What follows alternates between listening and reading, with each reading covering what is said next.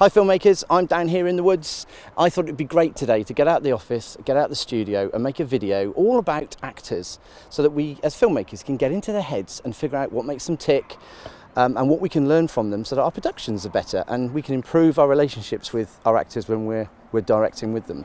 I am delighted to be joined here today by the amazing Lisa Ronaghan. Hello. Hello. How are you? Very well, thank you. Very good. Lisa's literally just got back from a shoot in Austria.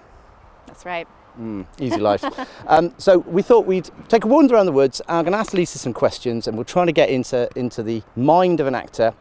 Lisa knows a lot of actors, so she probably has discussed a lot of things with them over the years, and we can learn lots from her. So what do you think? Should we go for a walk? Let's. Got him. We want to speak with Dr. Morrow. Certainly, Detective. Please wait while I contact her We'll office. just make our own way up. What floor? Her office is on the first floor. Mr. Curry, we have a breach. 11 minutes ago, a very large amount of data was transferred out of our secured system to an unknown external source. £53.47, please. What? In Spain, that'd be about €30. Don't mind her, dear. My father served in the Navy during the Great War. He taught me all I know about bikes, and I've been able to ride since I was a girl. I'm not afraid of hard work, and I'm a quick study. Now, it really isn't a question of will I serve, but where. And if you don't need me, I'll look into joining the ATS. I mean, why are you messing this opportunity up? We've been through this over and over again. You helped me find the information. You told me where to look. I did not. All I said was that if we checked the news, we'd find out about that guy and know more. You checked in the library and online. Thank you. And we came to the conclusion that it all checked out. It's a joke. You know it. And if it's not, be filthy rich. When did you last access the National Medical Records database? About 10 minutes ago. I'm on it all the time. I'm a surgeon, and I wouldn't be a very good one if I didn't look at my patients' medical records before cutting their heads open, would I? Everybody's either engaged or pregnant. I can't even find myself a date. I feel alive. I am open to my sensations. I am open to my sensations. I am not afraid to trust other human beings. I am not afraid to... I watched you take that young guy apart earlier. Very skillfully done, by the way. I just get fed up of young guys seeing me as an easy target. So sometimes I fight back. Well, am I safe? So John, reading in hotel bars says to me that you're in them a lot. Sei bellissima. Grazie. Mi ha detto di aver conosciuto Liana a New York. Era una tua modella? Sì, lei è incredibile in camera. 講英文㗎，我唔想同你哋講咯。So, no? Do you know what she just said to me? Well, You're beyond useless, and you have lost yourself a customer. I promise we will go to Disneyland after this match. Maybe next week. Really? Of course, I swear. So don't you tell me again I love him more than you. What the hell are you talking about? Go and meet Daniel, Jill. Tell him not to score in the second half. Are you insane? I can't do that. He won't listen to me. He'd better. If he doesn't, you'll never see your little girl again. You don't want to make her like him, do you? If you do anything to her, I will kill you. You hear me? You ready for this? Are you? Hell no. But let's do it anyway.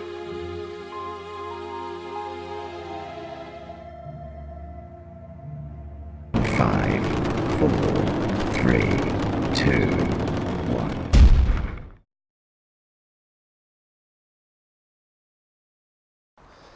So Lisa, you have been an actor for how long?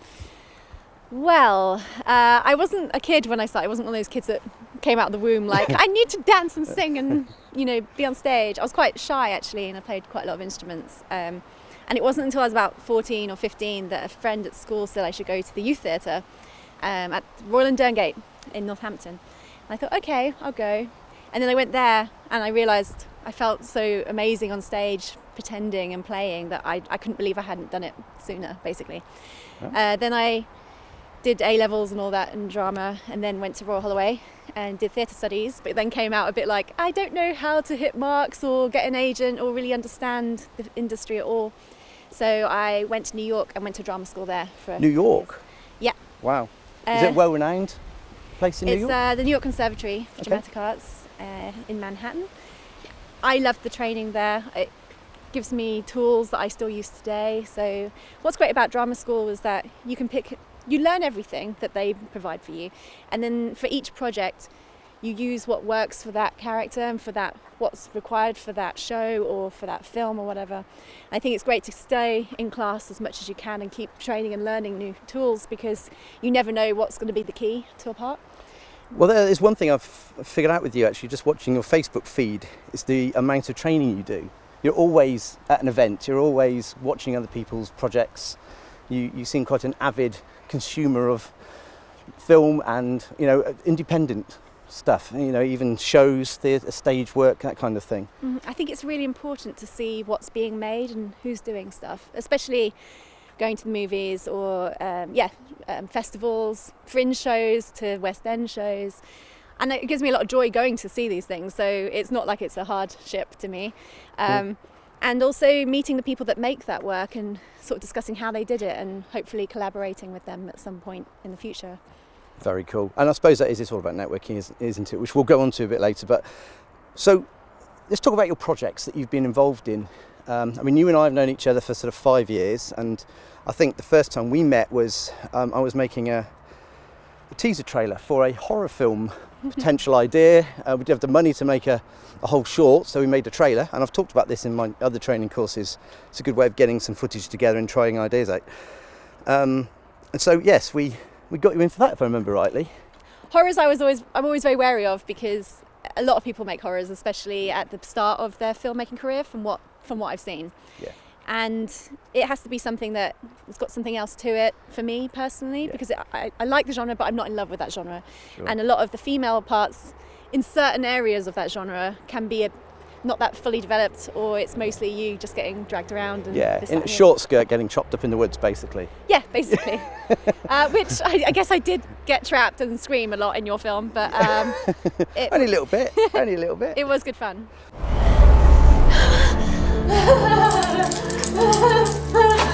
What do you want? Get me out of here!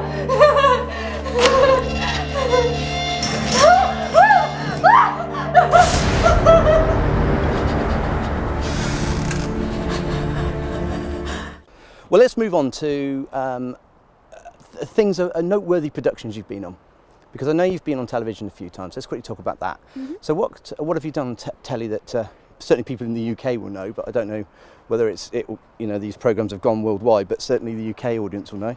I've done bits on Humans, Grantchester, Birds of a Feather, Poirot, lots of indie features. I'm about to shoot actually another feature next month. That's exciting. Which you can't tell us about, of course. NDAs. The NDAs, and non-disclosure agreements. Love those. But Humans has been really cool, isn't it? I mean, what was it like to play a robot or Sith? Were they called? Synth. Yeah. Actually, it wasn't my first synth. I seem to be cast as robots and non-human types quite frequently. You can't see today because my hair's curly, but it tends to be very straight, and I think that's part of the physical appearance appeal of playing robots. I like to think it's not my emotional range. You did look a little bit like the lead character in it though, didn't you? She had a similar haircut. Yeah. That may have been something to do with that. Perhaps. It was interesting actually. So it was probably, because I was in 2 episodes, it was probably my biggest TV credit at the time, and I posted about it on social media as it was coming out. And then people had seen the trailer, and I do look a lot like one of the lead actors. And everyone's like, "You've made it, it's amazing, congratulations, you look awesome in the trailer." And I'm thinking, that's not me. And so now this achievement that I had, which I thought was pretty good, it's not fully real. Not as great as what people thought it was. That's what you can trade off that. A lot of people get through life by lying. But you're not lying, of course, but you're just not putting them right. Well, I did, because I didn't want them to be disappointed when they saw the episodes. So there's that. That's cool. So you've dabbled in TV, but what's your passion? I love screen work. I do a stage probably once or twice a year. just to feel like I'm treading the boards, and it is a different experience to screen. Is it more difficult because there's only one take, isn't there, on stage? It's different because you're having that live experience. You do have to get yourself out of trouble if it's happening in a live arena, but it's nice because you get the immediate feedback from your audience. Whereas film, you're one cog in a much bigger machine, so even if you're happy with your performance, the edit might change that. The director might go for a shot that just looks better than the one that you thought personally was your best acting take, for instance. So you have less control there, but you don't know if it's good or bad because the audience aren't there with you either. So it's very different. I like both mediums. And it must be nice to play off an audience as well that's maybe laughing at things you're doing, and so really you can probably see them enjoying you, I would have thought, from the stage. It does energise you, yeah. It gives you a boost, but sometimes you're just so in it that it's sort of like an element that is there. You know it's there because you can't hide that fact, but at the same time you can be so engrossed in the scene and what you're doing that it's not affecting you as much as you might imagine sometimes. Gotcha. I think maybe if you were in a sitcom, like Friends, for instance, a studio sitcom, you kind of get best of both worlds. You get to have the live feed, but then you're playing to the cameras as well. So it's quite a fun dynamic, I think. Improv, you do a lot of improv, don't you? Yes, I do. I perform with 2 different teams on the London circuit, and it's quite exciting. You never know what's going to happen, but you know it should be a good laugh. And is it good training for coming up with ideas on film set? It's good training for keeping you sharp and being flexible on film set, for instance. And it's very useful for commercial auditions, I think, and for anything that doesn't really have a script, but they want you to come up with ideas really quickly and be able to turn on a dime type scenarios. So I think the other thing you've done a lot of is TV adverts. I've certainly seen you on television a few times, and in fact you've been on these cutout projection systems, aren't there, that are in hospitals and airports and stuff, and you're in those as well. Yes, so some actors won't do commercials, but I think if you can make money that pays your bills for several months, and then that means you're open to be able to do other projects that maybe don't pay so well, then why wouldn't you do them? Plus, I just love to work, and I've been to some amazing studios in London and Dublin, for instance, some of the big film studios there, to do really fun shoots. And commercial directors normally direct other things as well. They're not just commercial directors, a lot of them. So you're working with people that, kind of like yourself, are doing jobs to make money, but then will make their own content around that. And exposure's exposure. Yeah, although I'm not sure I've ever... Well, it does happen. You hear of actors that get picked up from a TV advert, and next thing they're in a film. So, I mean, it must work sometimes. It's possible. I recently did some voiceover for the Ryder Cup with Steve Ryder, actually, the presenter. Right. And what was really fun about that job was it was a lot of improv, and they hired me because of my improv and voiceover skills. So there was a loose script, and then we worked together to create sort of banter over these videos that were already shot, basically. So the skills to be able to come up with ideas on the spot, I mean, it's invaluable, isn't it? Yeah, so the improv has been great for that side of things as well. Plus, it's a really great group of people, and I get to flex comedy skills, and great ideas come out of improv and then just disappear forever. So what you really should be doing is filming them and then writing them down and then reproducing them. But we haven't done that as much as we should. So you do an awful lot of courses and a lot of training. What sort of courses do you do? I know a lot of them are to sort of bolster your on-screen experience and your abilities on screen. There's a lot of courses available, and I think it's important to keep your skills up and to learn new skills. For instance, I just did a firearms course recently for law enforcement and civilian usage. And then yesterday I actually got to use that training on a job. So you never know. You get to run around with guns? Yeah, effectively. Safely, but yeah, effectively, yes.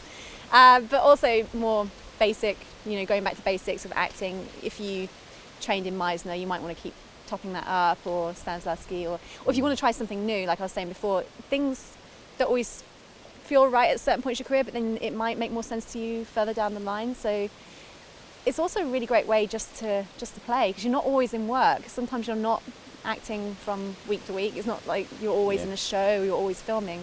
So it keeps you busy, and of course you're meeting people on the courses as well, aren't you? Exactly, and networking. That's really great. So let's talk about your career aspirations and how actors really make a career out of what they do. How do they make it big? In your kind of, how have you noticed people around you, or people that you see doing projects you want to do? How have they managed it? Of course, you're on your way, but Other people that may have broken through slightly further, how have they done it? I think it is a lot through who you know, who you're represented by as well, goes a long way. The agent? Having a good agent is very useful. There's a lot of great agents out there that work very hard, and I've had some very lovely agents that have really pushed to get me seen by people. But there are certain agents that will just get all the breakdowns first, and then it sort of trickles down beyond that. Right. So a lot of it, if you haven't got sort of the agents that know everyone, you've got to kind of try and work your way around that, know the right people, try and do projects that interest you and sort of circulate yourself around. How much of it is talent and how much of it is luck and knowing the right people? I think luck and knowing the right people is a huge part of it. There are a lot of talented actors that I know personally that haven't had their break yet, and it's not always just down to that, it's the business side of things as well. It's a really tough industry because you have to be this open, sensitive person that can tell stories and be receptive to, direction and this, that and the other, but at the same time be quite tough because there's a lot of rejection and there's a lot of trying to play the business game as well. Obviously I haven't cracked it quite yet, but you always feel like you're one job away from the doors opening for you. From that break. And even as a filmmaker, I'm the same. I've made some films and maybe the next one's my Jaws.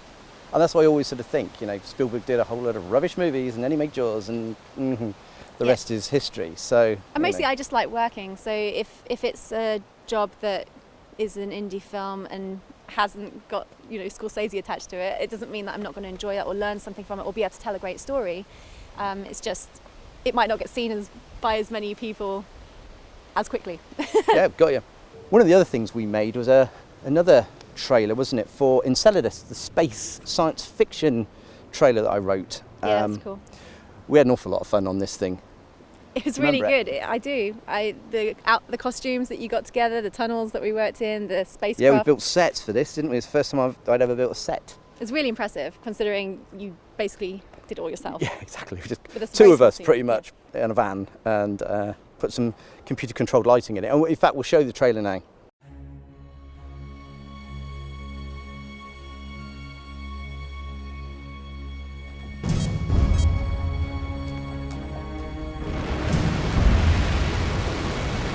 Phoenix. Go Gates. Go for burn. Gates, copy that. Forget just how beautiful she is. So let's get on saving everybody living there, shall we? You ready for this? Are you? Hell no. But let's do it anyway. Phoenix. Go Gates. Good luck. Gates, thanks. And don't forget we're up here, okay? Godspeed, Phoenix. Humanity thanks you. Roger that.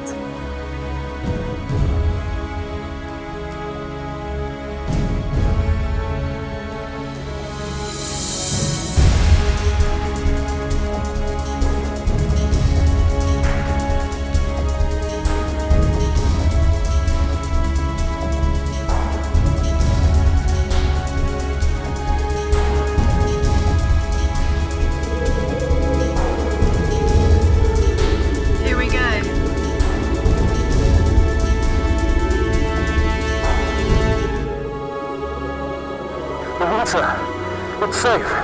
We did it.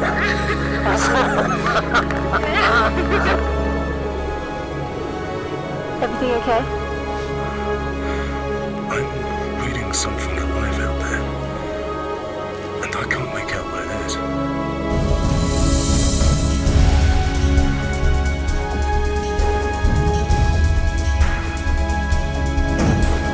Don't stop until we get back to the ship!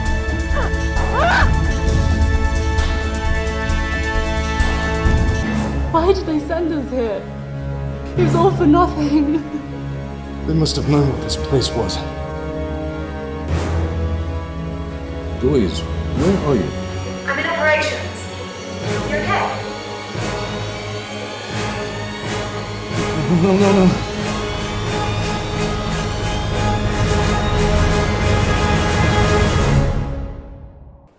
So I hope you enjoyed that. It was a lot of fun to make, and actually it has got me a lot of comments. I've had a lot of online love about that, and a lot of people saying they wanted to see a movie made from it. There is a script. It's a 3-hour monster, and I think I probably need the kind of money that Apollo 11 had, or whatever it was that Tom Hanks did. So I mean, we're talking gravity budgets, I think, to make the script I've got. Now I'm contemplating rewriting it to make it a smaller, more doable thing. But yeah, it's amazing what you can do with a simulator. Because I remember you sitting in that simulator pretending you were a captain of a rocket ship, and she was sitting there just pushing all the buttons, loving every minute of it, weren't you? I was. There was a lot of this. Yeah, like rocket shake. Shake acting. Which actually, it did work. You know, take the stabilisation off the camera and shake it along with you, and it did actually look like you were... so we did that, and that's been great, and that project's definitely going to get... that's my passion project. We will be making that at some point. Yeah. And the other cool thing we've done, we've just finished Deadheading, which is a feature-length film, and you star in it for about 99% of the movie. No pressure. A very good morning, ladies and gentlemen. I trust you had a restful night's sleep. We're an hour and a half from London Heathrow. It's been a pleasure to look after you during this flight, and we hope to be of service to you again soon. Please do have a safe onwards journey and a very pleasant stay. Awesome. Another bland hotel room. Good evening. I'm Anna. I'm John. John? Feeling kind of lonely, and I thought that maybe you would be too.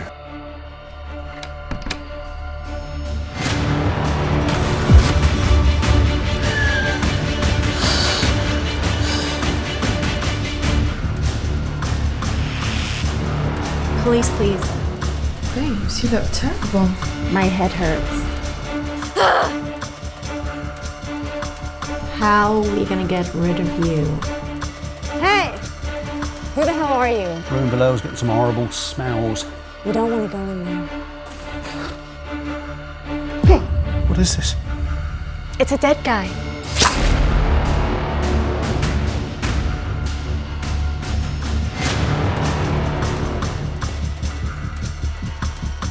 Blood gets everywhere.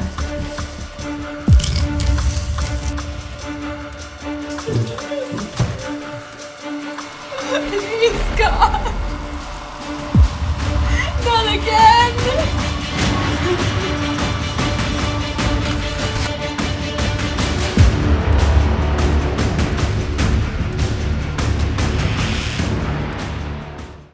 Yes, we finished it. Probably nearly getting on for 9 months ago, maybe something like that, maybe a year.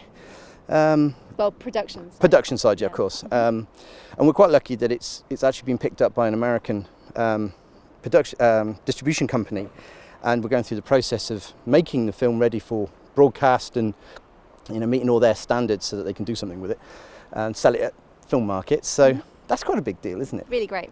I'm very excited about it. So you're in that film for 99% of the time. It's just you on camera, isn't it? Set in a hotel room.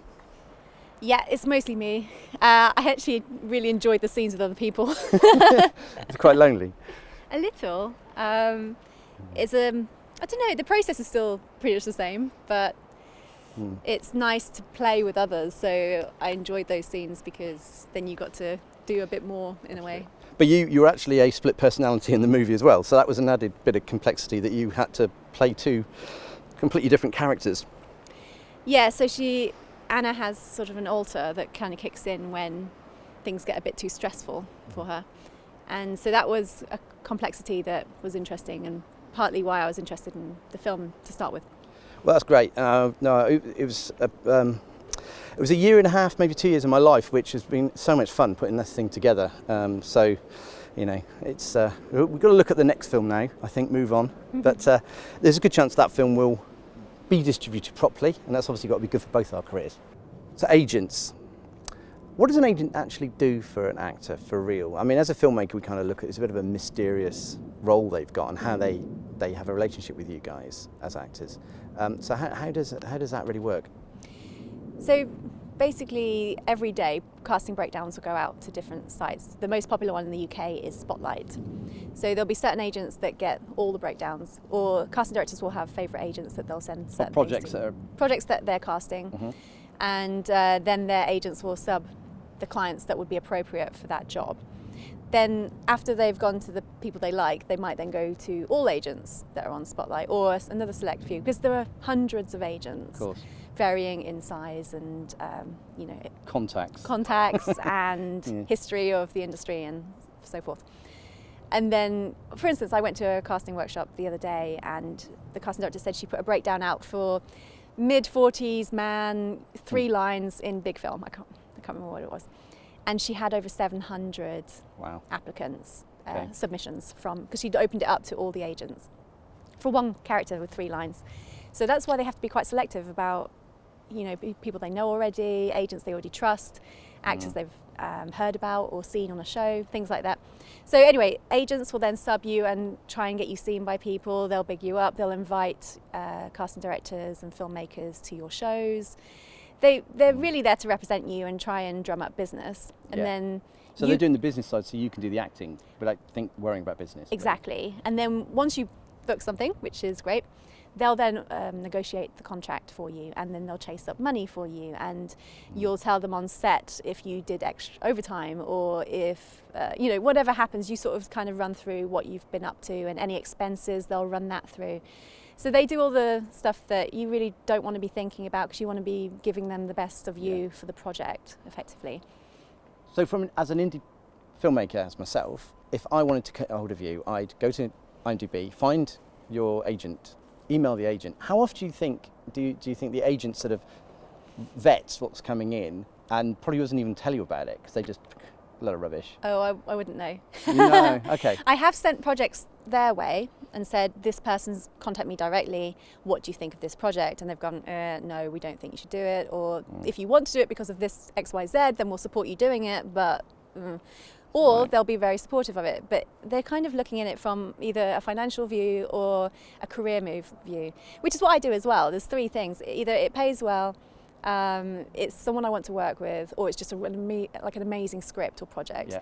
If it can tick 2 of those boxes, I'd probably be in. Right. If it ticks 3, amazing. If it only is 1, it'd have to be because of another factor, I think. Probably. So really at the low end budget area where I am, and probably most people watching this are, the best way to get you in my film is probably, you've got to butter up the gatekeeper, but also there's a little bit of maybe contacting you indirectly to put my project on your radar.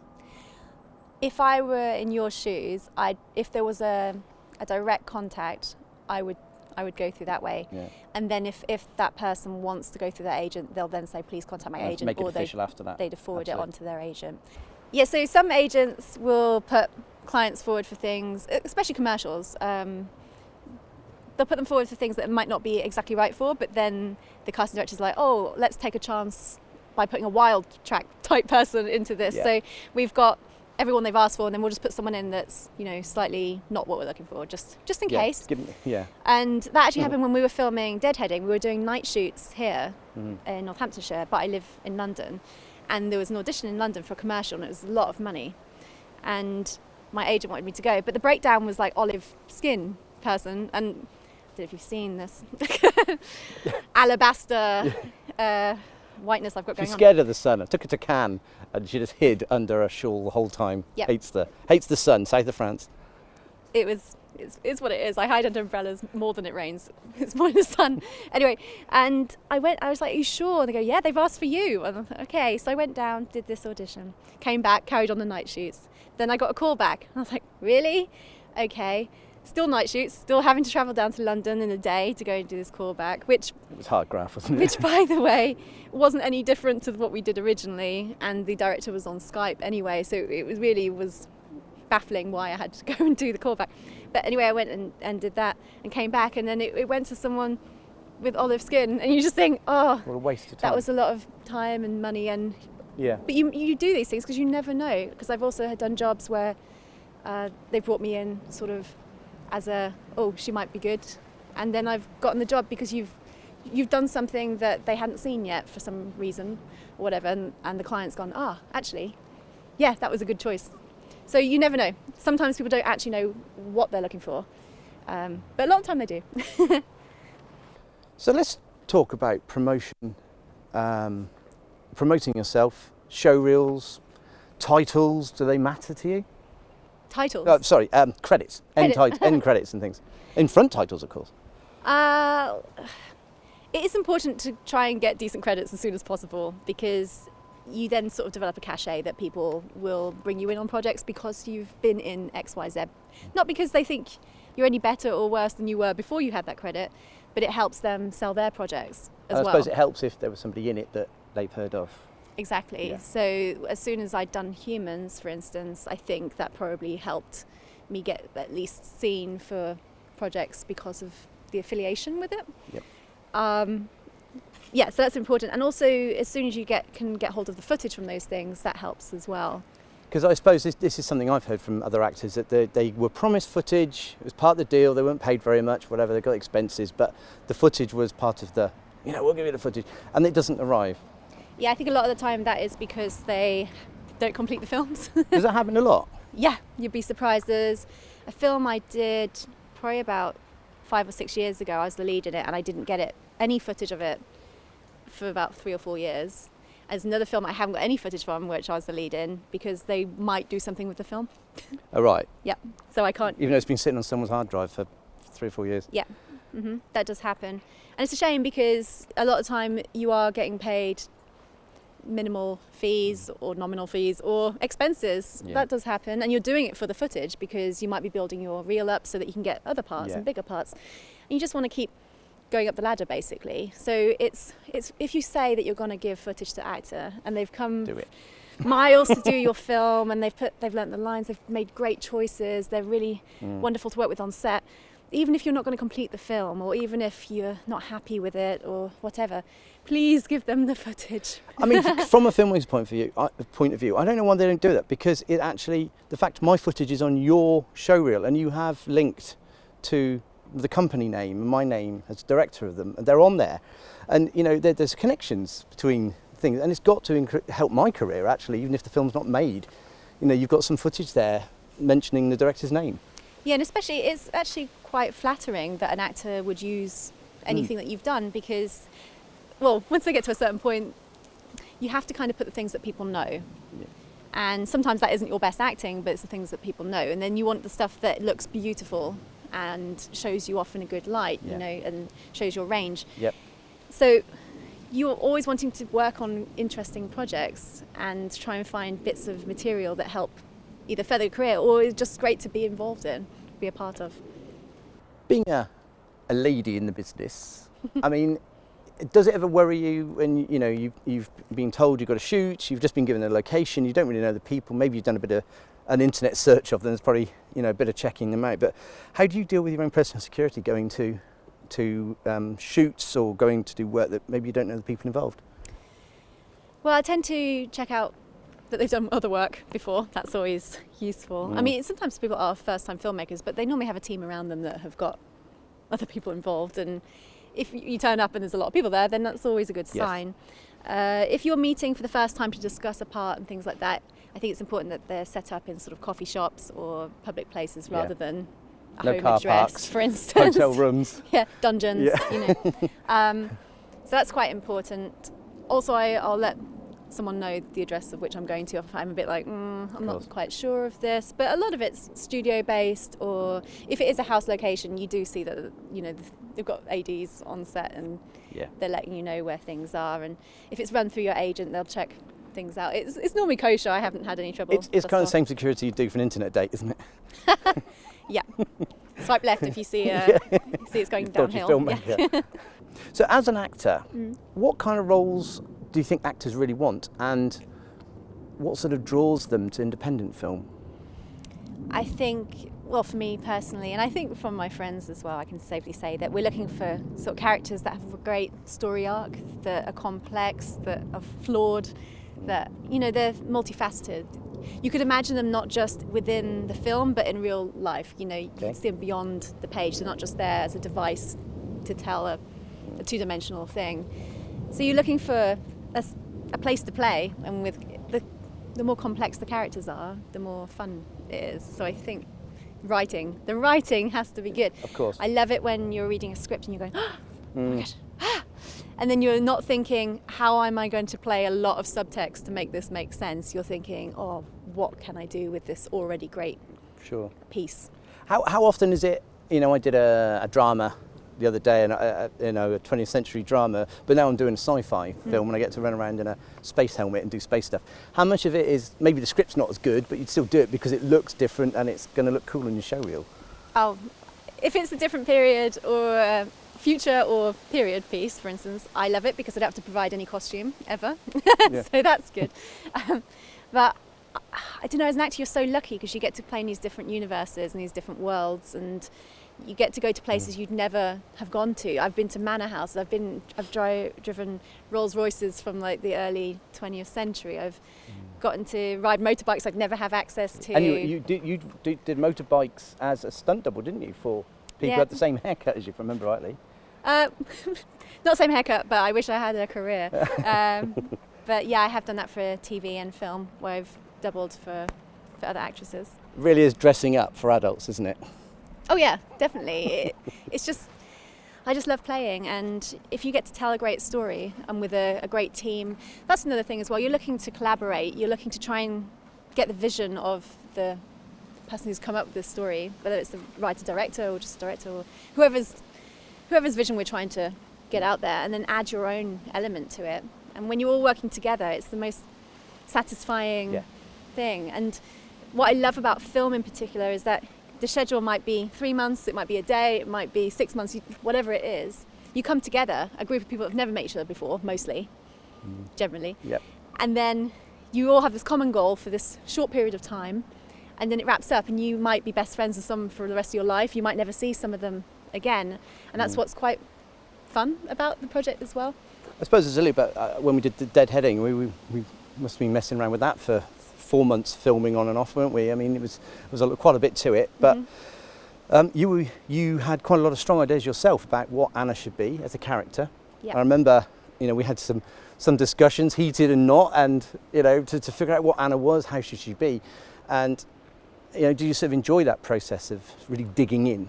Yeah, I think it's really great that the director, for instance, and your actors can have an ongoing conversation about who that person is. There'll be homework that I do that you'd never have to know about, sort of the back history, and you'll have your own ideas on that because you wrote it as well.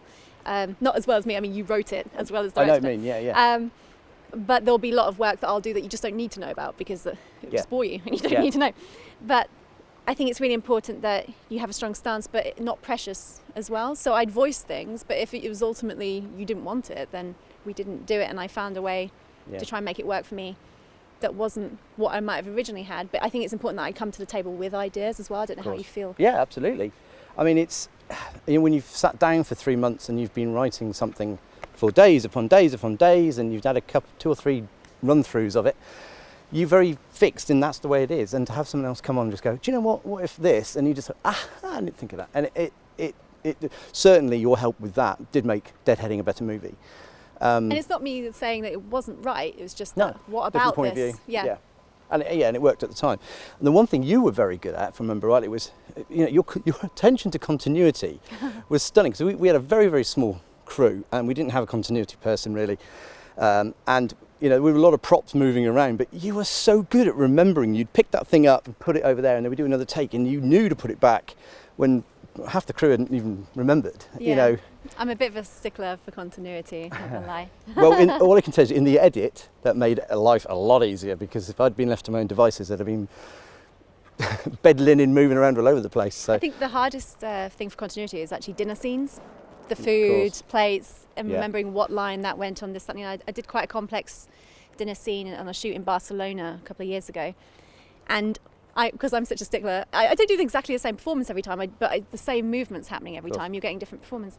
But because I'm generally quite good at that, it's good for me because the editor loves you. Yes. And because you're consistent and other people might not be, they use you as kind of like a cornerstone for the edit. So you get more screen time.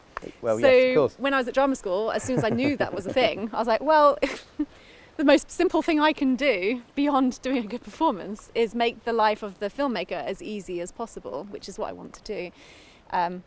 As long as, you know, also not to the detriment of performance, but to make it simple. Yeah, absolutely. And I think I've had more screen time because of it. I mean, as well. I do remember a lot, scene after scene after scene where you would move into and then out of a scene the same way every single time, and then in between it, you do variances and alternate takes and stuff, and that made cutting it so easy, because I could literally cut together 3 versions you've done and chop you the first bit of one, the middle of the next, and the ending of the third, and it did actually make life a lot easier.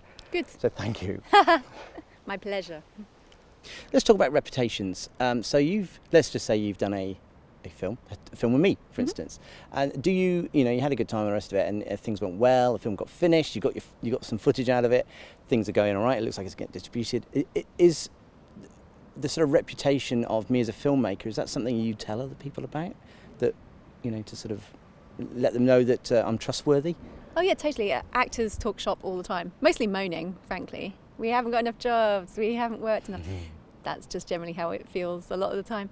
So you do talk about the jobs you've just done, or for instance, if a filmmaker was contacted by you to do another project, what one might do is get in touch with previous actors to see what they've been like to work with, if they don't know your work yet.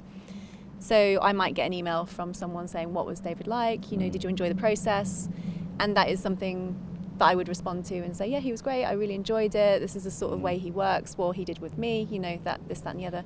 Also, actors tend to hang out together, so you do just tend to talk about the projects, and if it's a good experience, you'll say it that way, and if it wasn't, you might say I that guess, as well. assuming if it was a bad experience, you'd definitely be warning people off maybe slightly. Or Yeah, I think it's not just actors that do that. I think even SAs, for instance, if they see an actor on set act a bit out of sorts with someone, that news will travel amongst them and then to other people, and then you might hear about that. And I think a bad reputation travels a lot faster than a good one, unfortunately. Of course, yeah. So I think it's just important for all of us on set to just be as professional as possible, because you just don't want bad good things. reputations only. Yes, you just want good reputation, because people talk. Yeah, and that leads into trust, of course.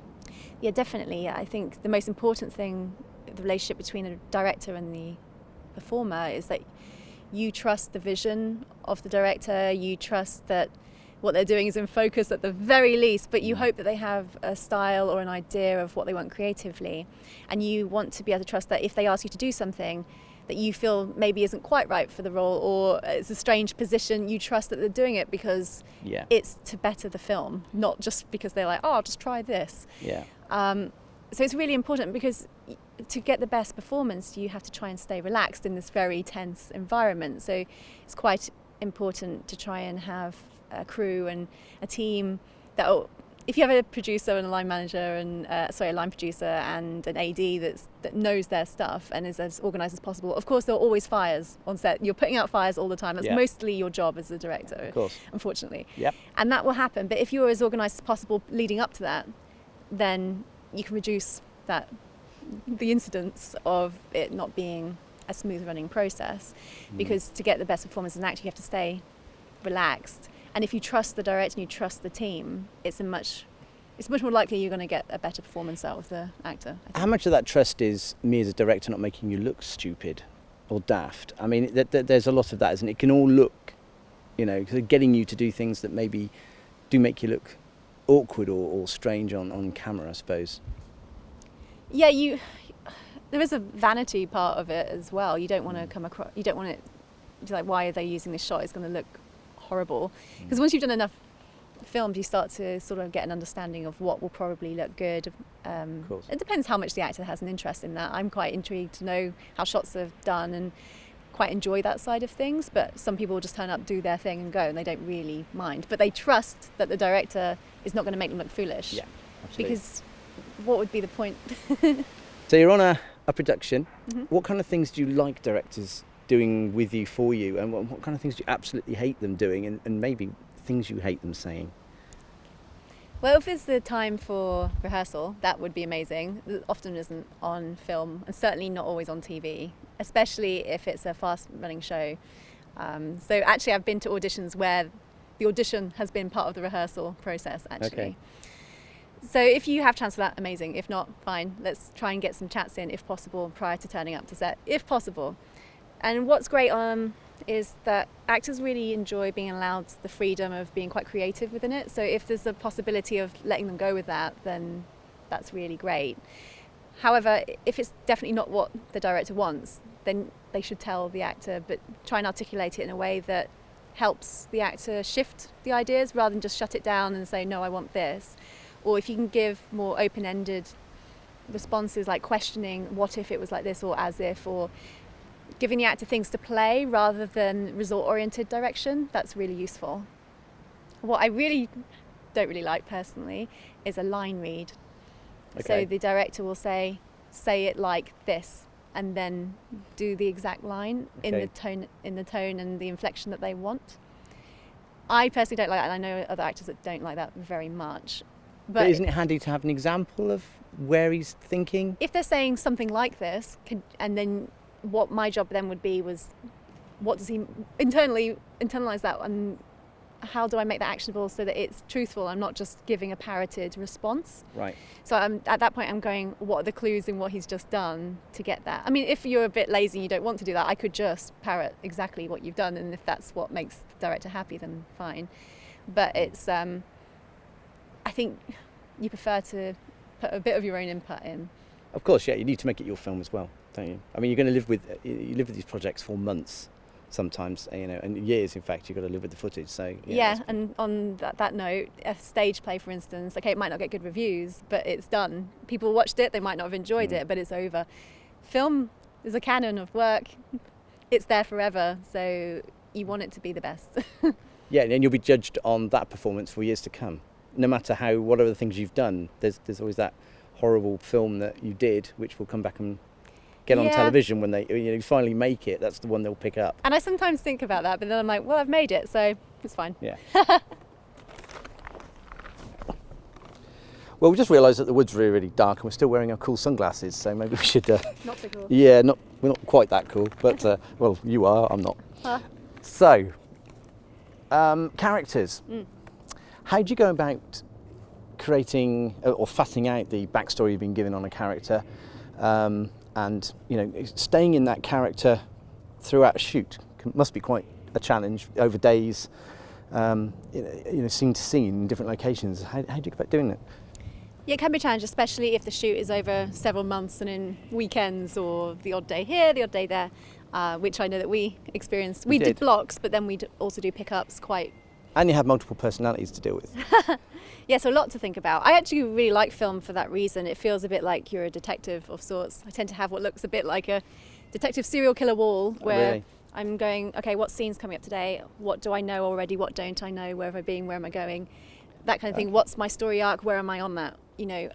Sort of working out all those things before you then dive into the actual scene, the intention, the subtext, your backstories. Very important. Things that you know that maybe the director or your fellow actors don't need to know, but it helps create this real person that you could take and put into Tesco in London, or you could put in a theme park and have, I don't know, you have more tools then and more scope to be able to improvise and be flexible within the scenes.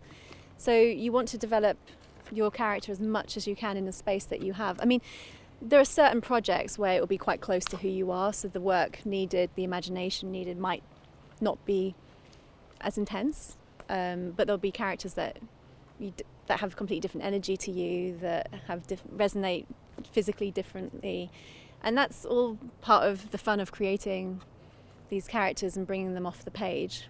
How often do you get caught up in a character, and you actually?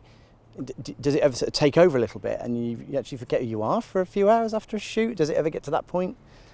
Sometimes you can get very involved with the character. I did a play called Marat Sard in New York, and that character got into my skin quite a lot, and I'd walk home sometimes from that play because then you could shake it all off, and by the time you got home you were fine. You again. Yeah. Sometimes it is difficult, and especially if it's quite a traumatic scene or you're playing someone quite dark. But the thing is, what's great about acting and certain techniques is that you can take yourself to those dark places, but try not to wallow in them. If you can take yourself there, you should be able to take yourself here, you know. Yeah. So it's important for your own health to be able to bring yourself back out of it. But what's great about acting is you can do all the things that in society you cannot do. Like, you can't just go around shouting at people. You can't have these amazing, I don't know, outbursts and craziness. And you get to explore all those kind of things. And you're allowed to do it. And you're being paid to do it sometimes, which is brilliant. Well, I remember there's a few times on the Deadheading shoot where you'd done a scene and I'd come up and I'd say, so was that all right? And you were just quite grumpy. And I remember there was quite, you know, I thought, oh my God, who's been hacking off Lisa? She, you know, you actually looked and it took me a couple of days to realize actually she's still in character. Get over it. She's not, you know, she's staying there ready for the thing. And it sort of took me a little bit by surprise actually that you stayed quite so much in your character. Yeah, sometimes, well, if you know you're going to do another take and you're in a certain mind frame or you've prepped a certain way for something that's coming up, for me, I might stay in that character and try and I'll be responsive to you. I'm not going to just ignore you or be her, but there's that other part of me that's listening and knowing what we need to do technically. But in terms of staying out, dropping out character and coming back in, it depends what the project is. So sometimes I will stay in if it's required. But then when we're on a complete break, then, you know, that's fine. But every actor has a different process, and some can drop in and out really easily, and some need more prep time, and that's something you'll gauge as you work together. I was always quite relieved to see you smiling again after you'd been the bad Anna. After, you know, that's Lisa. She's back. She's smiling. One thing that's always impressed me about actors is that close-up, where you've got a camera right here and someone gets you to cry straight down the lens or emote really heavily. Where do you go and how do you sort of start feeling that so you can really punch straight through the lens and make an audience feel what you're feeling? Well, I always make sure I've done my homework and prep and know what's appropriate for that moment, and also think really hard, have a really strong inner monologue so that what's going on inside is just coming out the eyes, because it's so close that you don't want this massive face contorting and doing this, that and the other. So you have to really be thinking and feeling what it is as naturally as possible, which is very hard to do, as you say, when there's a camera right in your and a crew face. of 20 people standing around. And I think it comes down to practice and, once again, being relaxed on set, because as soon as you know it says in the script, she cries, everyone goes, oh no, because that's a result-oriented thing. Like, I hope that it just happens if it happens, rather than they demand this thing of me. Sure. Because some people can cry on cue very easily, and with the right prep, you should be able to do that as well. But it feels like the director maybe isn't just going to go, okay, and then at word 7 you cry. More like, let's try and work how we get to that point together. But you've probably done a wide at this point, and you might have done a mid as well. So sometimes you don't just do the close-up, so you're probably in the zone already. I've kind of always found it's helpful to shut everybody up in the room, let the actor just completely forget there's people around them, go to wherever they go, and you know, and just forget that there is a microphone in your face and lighting everywhere and stuff, and hopefully. Definitely. I think that's exactly the right attitude. I think that it's important that the director respects what's needed of the scene and the emotional tone of the environment that you're in. And if it is something very sensitive or the actor's very exposed in some way, then it's nice that the atmosphere reflects that, because it will be an easier process to then stay within it and to hopefully get the results that you actually do want as a director. And do you know it as soon as you've done a scene like that and you know it's good? Do you know it in your head it's really good? And how often does the director go, let's do another take? And you're like, you know, if you're satisfied with what you did, there's always something you might tweak, I think. And then there normally is another take, even if it is a good scene. Like, not necessarily just that type of shot, but you're like, oh yeah, that was a good one. And then they'll go, we'll just do another one. Or everyone's going, that's an amazing take. We'll do one for safety. There are certain directors that will say, just one more, just one more, just one more. We're like, we know it's not just one more. You might as well not say just one more. Yeah, it's probably because they don't know what they want. Possibly. I would hazard. I mean, if you know what you want, you know it when you see it. You know, you don't just go, let's have another one. Personally, I do prefer a rehearsal period and then shoot less. So less takes. But there are obviously certain directors that like to do a lot of takes, and then some feel that if you wear the actor down, then they become more exposed and they'll get a better performance out of you. I don't know if I believe in that or not. I'm not sure. I don't. I want to fake slap you, not actually have another actress slap you. Like you hear these stories that people actually do, and you think, really, Yeah, I think if... It's called acting. I do appreciate it if it's only several takes and you all feel satisfied. That's the ideal, but sometimes you only get one take and you go, oh no, I don't know if I delivered. And then you have to move on because of time constraints, or the director's happy, and if the director's happy, then that you did your job. So even if you're not happy. How do you deal with certain scenes you get where you've either got to kiss another actor, or there's some passion, or there's mild nudity, or a shower scene, that kind of thing? How do you sort of approach that with the director and sort of find the line that you're willing to do? I think when you first read the script, actually sometimes even on the breakdown it will say implied nudity or whatever, kissing. Sometimes they tell you that. And then if you read the script, if you're uncomfortable with that, or to what level you're uncomfortable with that, you should let them know at that point. Don't accept the role, turn up to the set on the day and then be like, oh no, I'm not going to do that, I'm not cool with that. Yeah. Because you might not be cool with that, but you have to let them know that in advance, and that's a discussion that you can have together. And sort of, I know we discussed certain things like what can we show, what can't we show. Absolutely. Well, we had a shower scene, didn't we? We did, yeah. And then often that will be a closed set as well. And when we say closed set, it's normally still quite a few people around. Well, I managed to kick it down. There's only 3 of us. But there was mostly only 3 of us for a lot of this. Pretty much. It's kicked everybody out. But even a closed set on a film that's got a much bigger budget, it's still quite a few people. And then it's just about, I feel, the choreography of the scene. It's not a romantic experience in any shape or form. And it's all quite considered in terms of shots and stuff. And I think it's just everyone staying professional, because it is a bit awkward. Of course. But then as you're in the scenes, especially if it's a kissing scene or something that there's passion element within it, you kind of do forget. Actually, with most scenes, I kind of forget the crew are there and I'm involved in what's happening. Yeah, but you're the character, aren't you, at the time? Yeah, and you're playing intentions and you're playing your tactics and the actions that you want to do to try and get what you want for your character. So you sort of... It's weird because you know it's there and you have to hit marks. There's a technical element that you're always mindful of, and you're playing a certain size depending on the shot. But you are in the moment, hopefully, if it's really flying. If you're analysing it while that's happening, you're not playing the scene. The Me Too movement and the whole Weinstein accusations and accusations against other male actors and things. Have you noticed a change in the way you're approached, talked to on set by male filmmakers and things? Is it changed anything in your view? I think I've been quite fortunate and always had respectful relationships with male or female co-stars or filmmakers. So I've been quite fortunate. I did meet once a producer that did meet at a hotel, but it wasn't in a hotel room or anything, and he did wear like shades inside with, I don't know, he was only interviewing glamorous-ish looking women, or because I feel a bit weird saying I was glamorous. No, I know, yeah, you are. Women for this, I read the script, but only upon meeting him, and then all of a sudden I was like, it wasn't formatted properly. He was meeting in a very expensive hotel, so he was playing this like, I'm a producer, but the substance of the work was not there. So I quite quickly discounted this guy as an egotistical guy wanting to hang around with pretty girls. Yeah, because he then emailed and invited me to like an opening of an art gallery type thing. Like, it wasn't really appropriate type stuff, and he was, I think, trying to lord this producer power to meet people.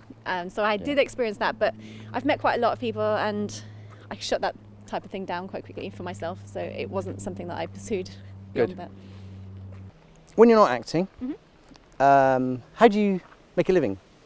If you're not getting paid royalties and things like that, I mean, how do you continue to live? Well, I'm quite fortunate that I also use my acting skills for other facets within the industry. So presenting, for instance, voiceover.